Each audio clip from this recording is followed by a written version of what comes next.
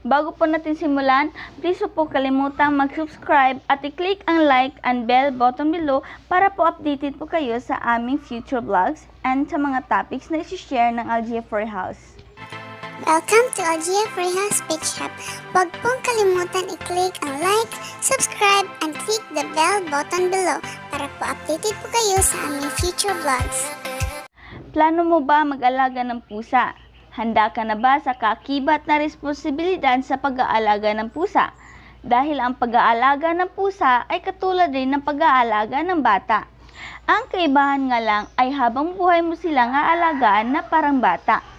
Ngayon, ang tanong ko sa iyo, are you well prepared for having a pets like cats?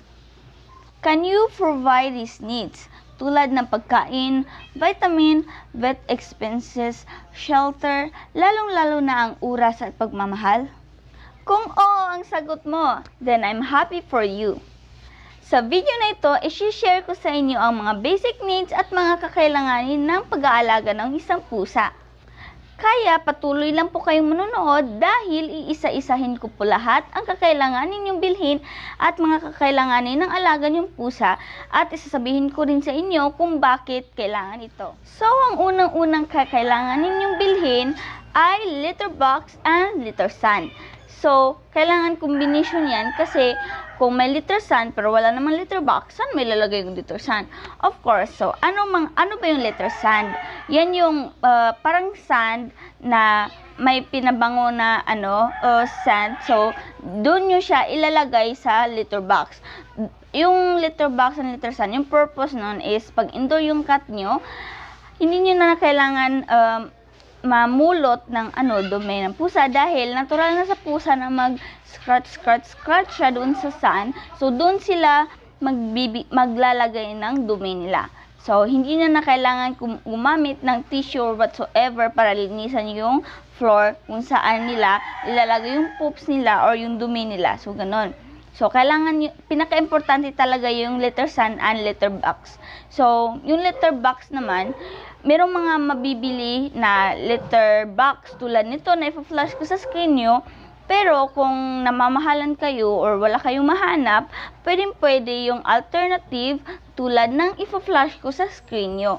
So, ako naman kasi, dati kasi, sobrang maluho ako when it comes to my cat. So, bumibili ako ng magagandang litter box, which is na-realize ko rin nung natagalan na sabi ko naman hindi naman pala kailangan kasi kahit simpleng palanggana, pwede mo lagyan ng litter sand tapos mapupupo naman sila.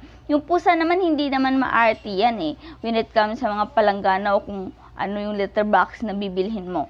Tayo lang naman mga owner ang maaarte. So, yun, nasa inyo na kung ano yung gusto nyong gamitin. So, ang pangalawang kakailangan ninyong bilhin, ang pinaka-importante, ang cat food and vitamins.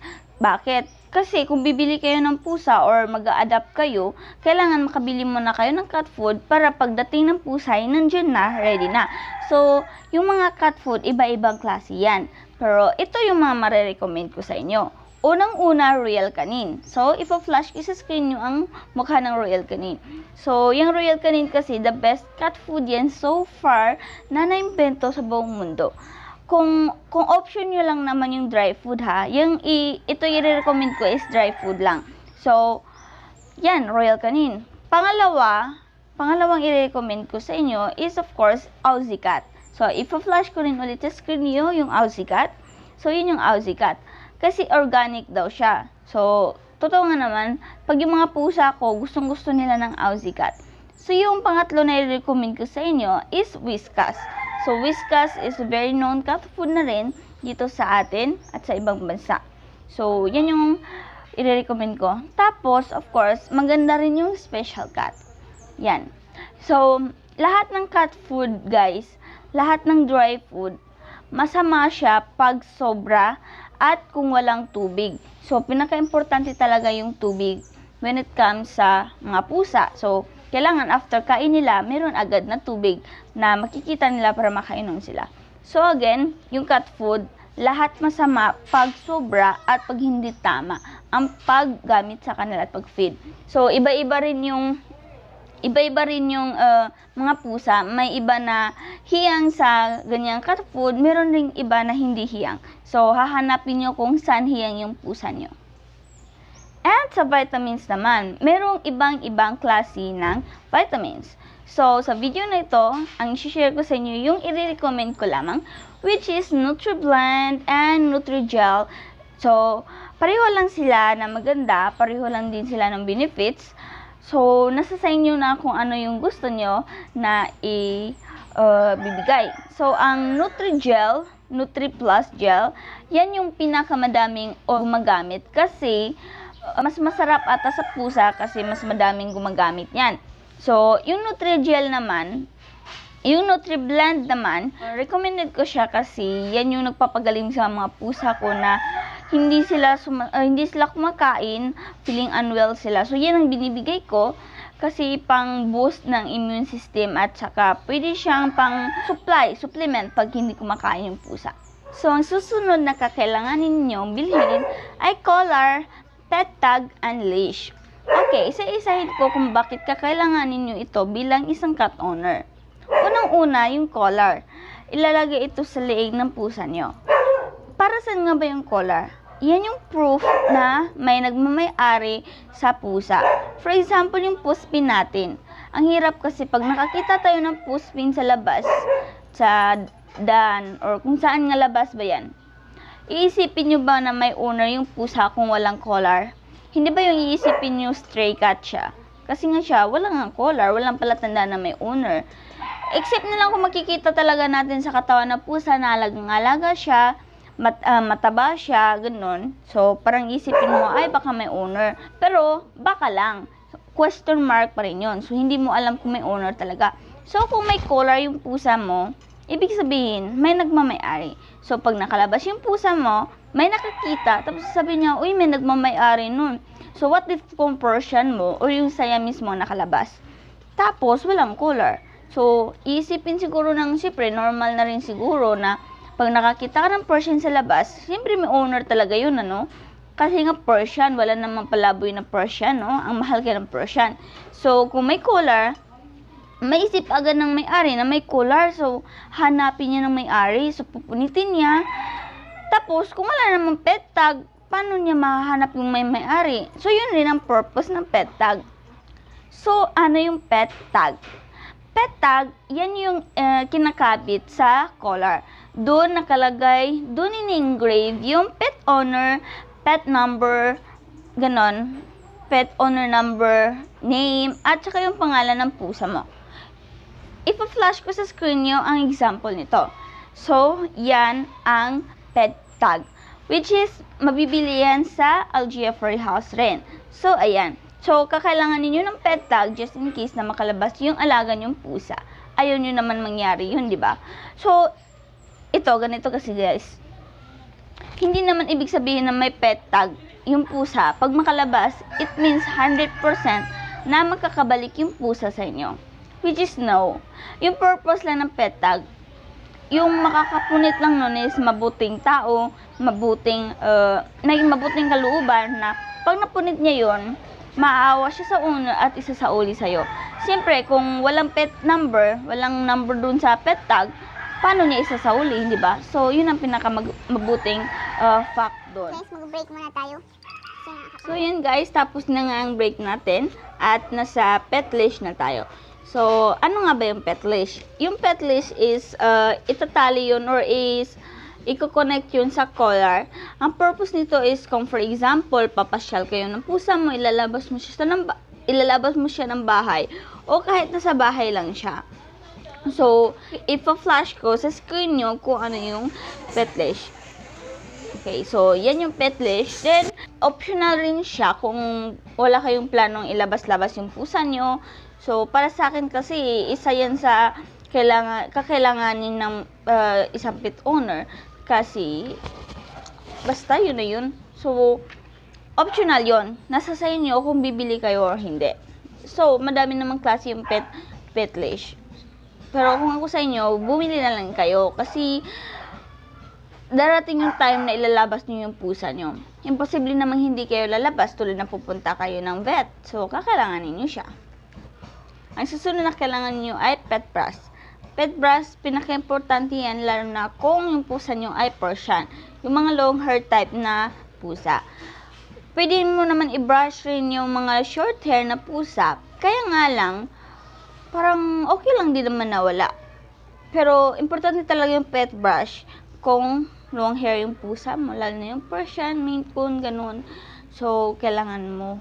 Iba't ibang klase yung pet brush. So, ipapakita ko sa screen nyo yung pinaka-recommended ko, yung plastic lang, para hindi masyadong masakit sa pusa. Pet nail cutter. Kailangan rin ng pet nail cutter. Alam niyo, pwede naman kayong gumamit ng nail cutter na pangtao. Kaya nga lang, mas recommend ko yung pet nail cutter kasi pang pusa talaga yun o pang aso. So, yan yung nasa screen nyo, yan yung pet nail cutter. So, i-demo ko sa inyo kung paano nyo gagamitin yung pet nail cutter. So, this is melon. So, ito yung nail cutter para sa pusa. Pwede rin to sa puppy. So, i-demo ko sa inyo. So, pasensyahan nyo na natin si melon kasi talagang masungit to. So, ayaw niya magpa-nail cutter. Aray ko, ang sakit. Masakit yung nails niya. Kaya siya yung i-demo natin. Pero hindi rin natin to tatagalan. Okay? So, hindi natin isasayad o isasagid yung kuko ng pusa natin. So, may limit po tayo para hindi po masugatan yung pusa natin. So, ito po siya. So, ganito lang. So, ayan. Ang dali, diba? So, ayan. Ang dali lang.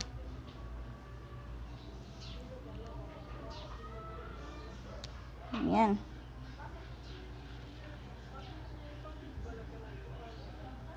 Ayan. Madali lang talaga siya. So, mas recommended ko to gamitin kaysa sa nail cutter na pang tao. Lalo na kung makapal yung yung kuko ng alaga natin pusa. Talagang hindi siya pwede sa nail cutter ng pang tao. Ayan. So, yan lang muna kasi ayaw na ni Melon. So, ito nail cutter. So, optional naman kung bibili kayo ng pet cage and pet bed. Yung pusa kasi, usually hindi naman yan nagpe-pet bed eh. Kung saan yan matutulog. Actually, mas preferred nga nila yung mismong kama natin. Kasi tatabi sila sa atin. O kaya yung floor, mas gusto nila yung floor. O kaya yung cartoon. So, yun. So, hindi ko talaga recommended na bibili ka ng pet bed. Kasi hindi din naman yan gagamitin sa totoo lang. So, yung pet cage naman, pwede kang bumili ng pet cage. Kasi, optional pa rin naman yan sa'yo, nasa sa'yo yan, pero mas okay kung bibili ka. Kasi magagamit mo sa mga travel and vet check-ups. So, sorry kung nabubulol ako guys. Talagang bululin talaga ako. So, pet cage naman, mabibili mo yan kahit saan ng mga pet shops. Sa mga pet owner, hindi matatapos yung responsibilidad nyo sa pagbili pa lang ng pusa. For example, bibili kayo ng pusa. Hindi dyan matatapos yung responsibilidad nyo. Dahil i-deworm nyo pa yan sila, i-anti-rabies and vaccine. And of course, every year yan. Okay? So, ang deworm, every 3 months, kung for example, hindi na yung first time. So, bibisita lang kayo sa vet niyan. Or pwede kayong mag-deworm ng sarili nyo. So, ako, nagdi-deworm ako ng sarili ko kasi may timbangan naman ako. So, alam ko kung paano ko i-deworm yung pusa ko. So, ang kakailanganin mo before ka mag-deworm self-dewormer is kilohan. So, pinaka-importante yung kilo. Kailangan malaman mo kung ano ang weight ng pusa mo before mo sila bigyan ng dewormer. So, yung gamit ko naman na dewormer ay dalawang klase. Yung dalawa, yung ipa-flash ko sa screen nyo. So, ayan. For me, pareho ko sila marirecommended. Pero, mas gusto ko yung nematocide, yung green. Kasi, meron siya sariling dropper. Then, matamis siya. Parang mas gusto siya ng mga pusa ko. Kaysa sa yung blue. Okay? So, pareho, yung dalawang yung pareho yan na i-recommend ko or may recommend ko. So, ang pangalawa is anti-rabies, guys. Bawal na bawal ka mag-anti-rabies ng sarili mo. Kasi hindi ka rin naman makakabili ng pang-anti-rabies kung hindi ka vet. So, bisita ka lang sa vet clinics para i-deworm yung alaga mong pusa. So, kailangan yun, guys, ha. Huwag nyo kakalimutan para safe yung pusa nyo. And yung pangatlo is vaccine. Kung tawagin nila 3-in-1 or 4-in-1, depende yan ata sa vet na pupuntahan nyo. So, twice a year ata yan. Ay, no. Oo, twice ata. Basta yun na yun. Basta, vaccine, kailangan nyo siya i-vaccine yung pusa nyo para safe sa mga any viruses na nasa paligid natin, kahit indoor pa sila. So, yun na nga. Pagkatapos niyan, every year ata, bibisita na kayo sa vet for anti-rabies and vaccine. At wag po kakalimutan yung deworm kasi importante po yan. Kasi hindi po natin nakikita yung mga worms sa kinakain nila, okay? Lalo na yung tubig. And of course, wag nyo kakalimutan ang ear wash. Importante po na nililinisan po natin yung ears ng ating mga alaga. Kasi diyan po namamahay yung mga ear mites at saka mga kuto. So, kailangan linis-linisan natin sila.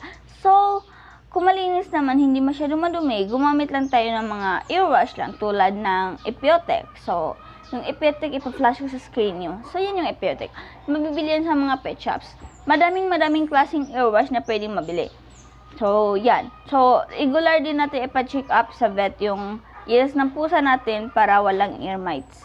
Delikado po yung ear mites sa alaga natin pusa kasi sila po nagkukos kung bakit nagkakasugat-sugat na yung mga pusa natin, lalo na sa ears and sa buong katawan. So, ayan guys, yan yung mga basic na mga kakailangan ninyo before kayo magkaroon ng pusa o yung mga mag-aalaga ng pusa. So, yan na yan yung kailangan nyo bibilhin at hindi po yan dyan lang nagtatapos yung responsibilidad nyo kasi kailangan nyo pa rin sila ng time, kailangan nyo sila bigyan ng time, pagmamahal at pag-aalaga. Kasi sobrang kawawa po sila kung hindi nyo sila bibigyan ng tatlong yan. Kailangan tatlo talaga. Time, love, and care. So, kailangan yan ha. Huwag natin kakalimutan. So, kung wala ka nun, isa sa kanila, huwag mo nang planuhin mag-alaga ng pusa. Unless may kasama ka sa bahay na pwedeng ibigay yon, okay? So, ito rin ang advice ko or tips ko sa mga mag-a-adapt. Sana, huwag kayong mag-a-adapt or bibili ng pusa kung isa sa pamilya nyo ay ayaw sa pusa.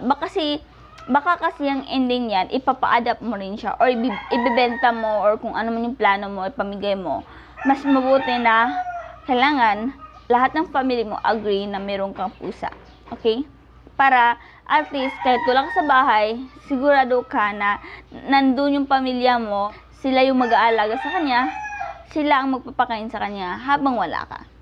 So, kung taga Cebu ka at plano mo mag-adapt ng pusa or pumili ng pusa or whatever, basta gusto mo mag-aalaga ng pusa, makakabili kayo sa Algia for House Pet Shop ng mga kakailanganin ng mga pusa nyo. Pero hindi lahat mabibili dyan, pero sooner, lalaki rin yan, dadami rin yan. So, sana nga hopefully, ibigay ni Lord. Amen. So, ayun nga, yung mga kailangan nyo, tulad ng cat sand, cat food, vitamins, deworming, mga pet brush, nail cutter, mabibili nyo sa Algia for House Pet Shop. At ang pinaka-recommend namin ay yung pet name tags. Kasi, para advance tayo eh. Kahit alam natin na safe tayo sa mga pusa natin, hindi sila makakalabas. Importante pa rin bigyan natin sila ng pet name tag para safe na safe talaga at huwag naman sana ibigay ni Lord na makalabas sila. So, at ang Algia for House Pet Shop rin ay nagpo-provide ng stud service. Stud service yung, for example, gusto mo magka-anak yung alaga mong pusa, yung babae, yung nag-accept ng pong Algia for House Pet Shop ng stud service sa mga Persian only. Dahil wala po kaming Siamese na lalaki. Pero kung Siamese naman na babae yung pusa nyo, we accept of course. Pero wala po kaming kitten share sa Siamese. So, kung plano mo naman mag-adapt ng pusa o aso o kahit anumang animal na gusto mong alagaan, marirecommend ko po na mag-join po kayo sa group na ipa-flash ko sa screen nyo, yung Cebu Pets Adoption Center.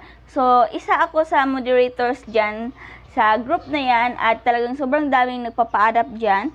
So, aside sa pagbili ng pusa, at saka welcome na welcome yung bahay nyo para magkaroon kayo ng mga alagang pusa, kahit local Philippine, mga pusang Pinoy o pusang aso, ano ba yun? Asong Pinoy. nandyan sa group na yan, makakahanap kayo. Sobrang dami at i-welcome po natin sa bahay natin ang mga local pets natin tulad ng pusang Pinoy at asong Pinoy. So, ayan nga guys, tapos na ang ating topic sa vlog na ito. So, sana may natutunan po kayo sa simpleng i-share ko, simpleng knowledge niyan po yan. Sana nga may natutunan kayo. At kung meron nga po at kung gusto niyo po ma-updated po kayo sa future vlogs namin at future topic, future. Okay, so medyo bulol ang alam niyo na, ang babaeng to. So, please subscribe, like, and click the button below po para updated po kayo sa aming mga videos and future topics. So, sayonara, maraming salamat po.